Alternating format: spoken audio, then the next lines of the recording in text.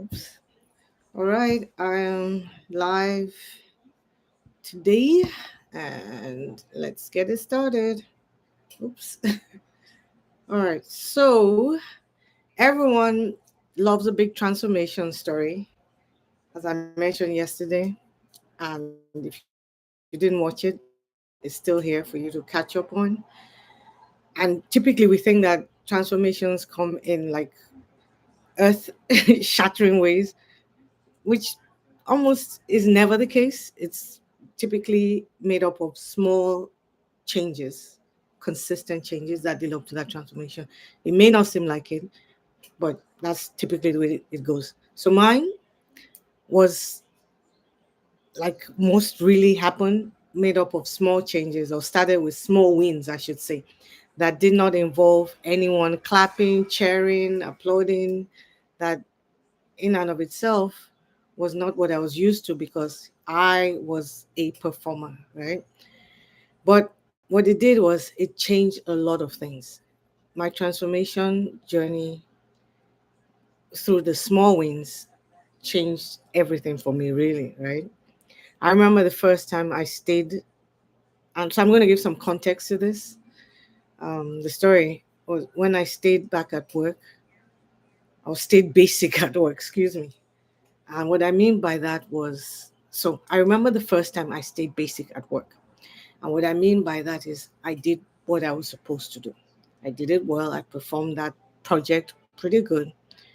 But the difference between that and the others prior was that I didn't feel the need to prove myself or ever effort, that I had no desire to make the output outshine any other person or my colleagues, including the pale mills who I worked with and whose work typically was substandard or whose work was substandard anyway, but who always received lots of praise and accolades for anything that they shared or contributed to. But that's the story for another day. I did not feel compelled to go out of my way as a Black woman to do over and above and beyond what I was asked for. And that was like, wow, that moment, I didn't care. And I didn't care.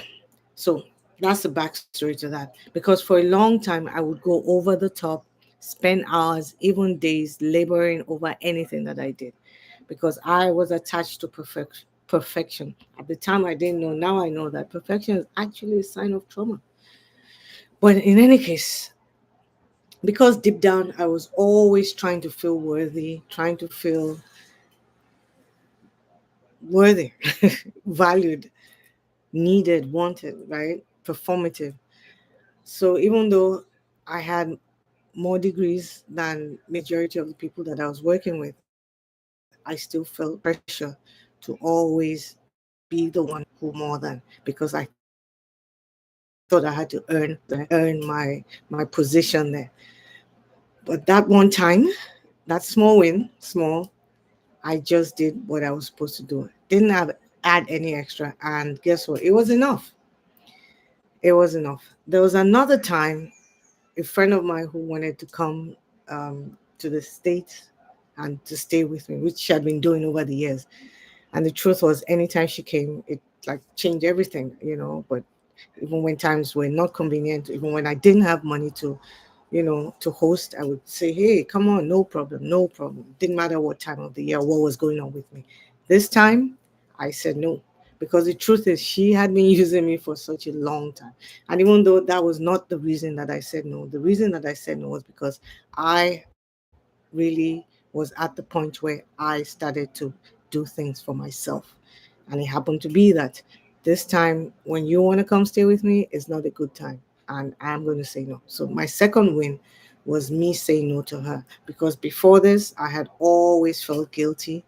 So I'd agreed to things that I didn't want, even beyond this visit or this stay. And so this one time, I lied. I told her someone else was coming. But even though no one was, for the first time, I got what I wanted. Later, obviously, the no with a little bit of a lie grew into me being able to say honestly, I don't want to do it, with no explanation, no excuses at all. And I'll never ever forget how that made me feel, because the truth is it propelled me to be able to just realize how simple and how inauthentic I had been. Because every time you say yes to something you don't want to do, you're saying no to yourself.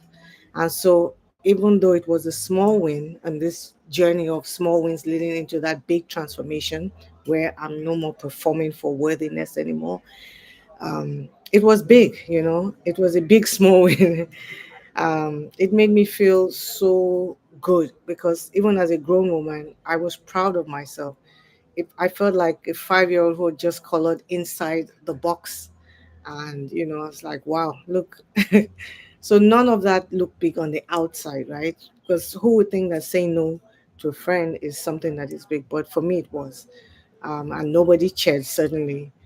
But each of those wins, or those little wins, said you can live differently. You get to choose how show up.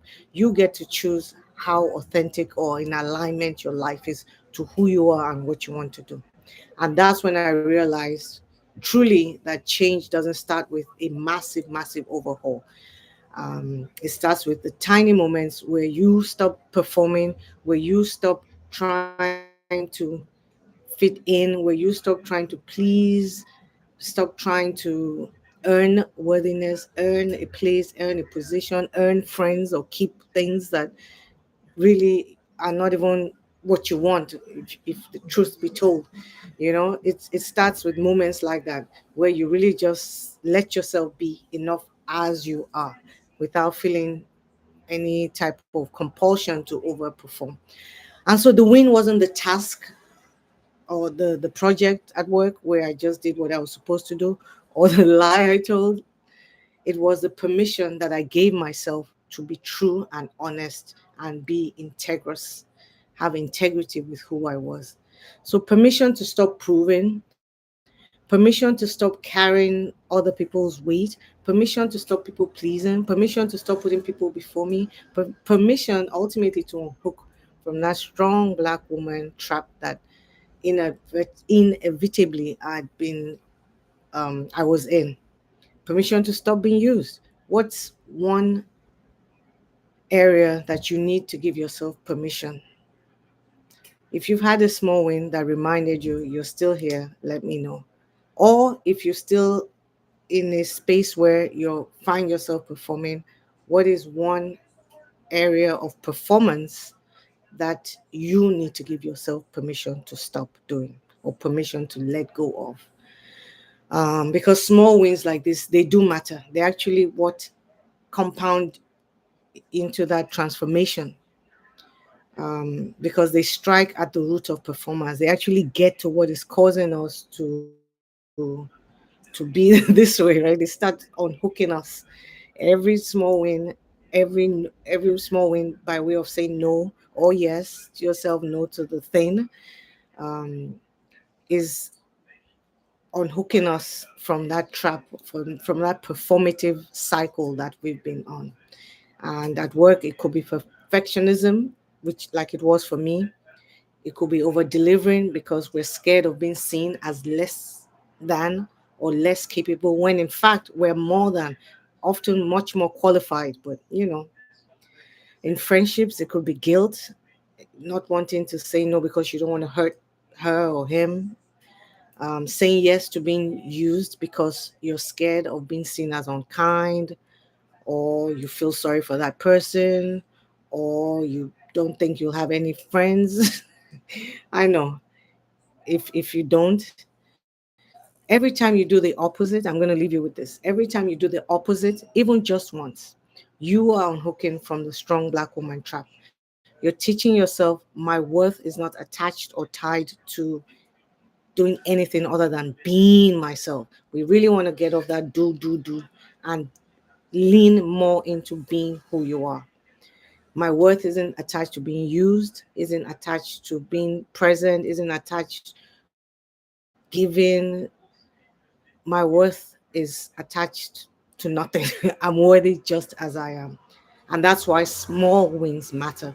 because they stack up, they compound, as I said. And ultimately, what they're doing is rewiring your nervous system to feel like you and just be you.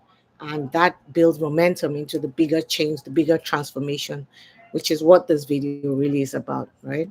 So, bringing it home, what small one small win that gave you a glimmer of hope, or what is one area of overperforming, perfectionism, over delivering that you need to give yourself of what's one area of performing that you need to give yourself permission to let go of. um, and I'll just share some examples. Maybe sending something without rereading it 35 different times, maybe not correcting people, right? So that you sound like you're like an encyclopedia, or your vocab is like out of this world. Maybe you're saying no to a favor you didn't want to do anyway.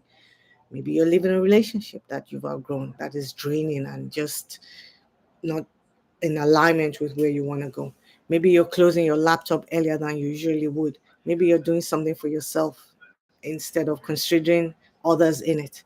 Let me know what it is, and I will see you tomorrow. So, when people ask me before I leave what gave me hope, it was not the big moments, it was the small changes that compounded over time. The little wins, the ones where no one applauded, praised, the ones that didn't even seem like they were big, but were truly big, that told me change is possible. You don't have to keep living like this. Your legacy does not have to be about acquiring things or end up being about acquiring and doing things. You get to enjoy your life on your terms. You get to be worthy and feel worthy just as you are. If you're ready to start stacking up your small wins little by little towards a real transformation, first step is that High Achievers Guide. And yeah, the link is there. Or if you just want to move straight into the program that I have, it's called Embody. If you comment ready, I'll send you the link so that you can check it out. Yeah, that's it. I'll see you tomorrow. Tomorrow, I'm sharing one of the biggest obstacles that I had to overcome and how it shaped the way I coach today and even the way I'm showing up. I'll see you. Ciao.